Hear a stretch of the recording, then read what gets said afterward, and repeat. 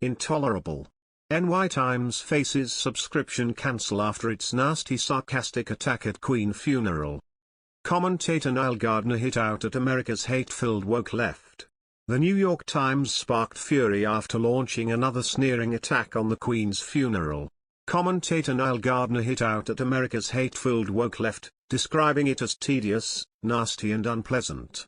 This came after the New York Times wrote an article about the expected cost of the Queen's funeral. Its latest piece on Wednesday reported that British taxpayers will front the estimated £5.2 million bill as the country pays its respects to the late monarch. The New York Times labelled it a hefty price tag amid spiralling inflation, but readers were left unamused. It said, the British government has not yet disclosed how much Queen Elizabeth II's funeral on Monday will cost, saying only that it would provide details in due course.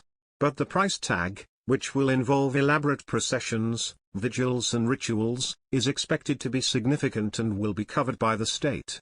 Even adjusted for inflation, her funeral is expected to cost more than the last state funeral in Britain, that of Winston Churchill, in 1965, and the ceremonial funeral for Queen Elizabeth the Queen Mother, in 2002.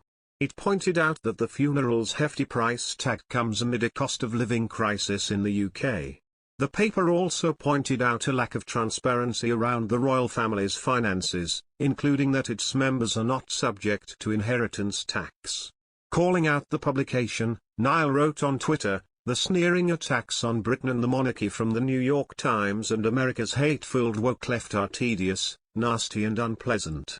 They may appeal to a small audience of elite socialists, but the vast majority of Americans, who love the Queen, will not be impressed."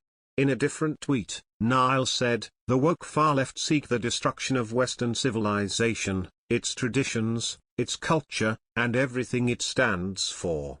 They wish to tear down our institutions, our history, and destroy the idea of the US and UK leading the world.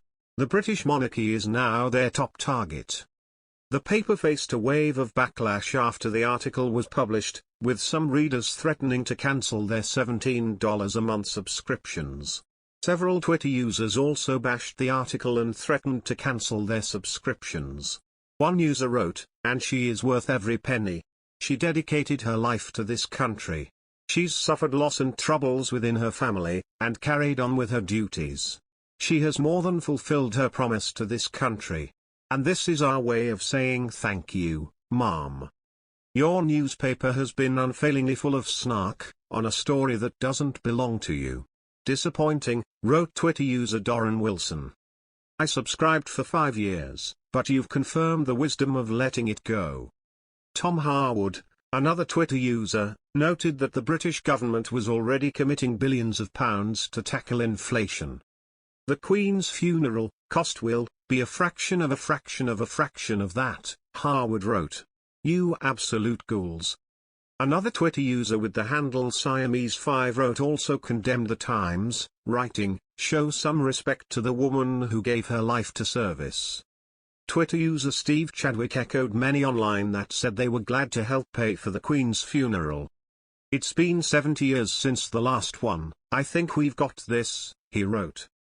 The backlash came a week after the paper garnered criticism over an article by Maya Jasanoff, a history professor at Harvard University, where she focuses on the history of Britain and the British Empire and said it was wrong to romanticize the crown.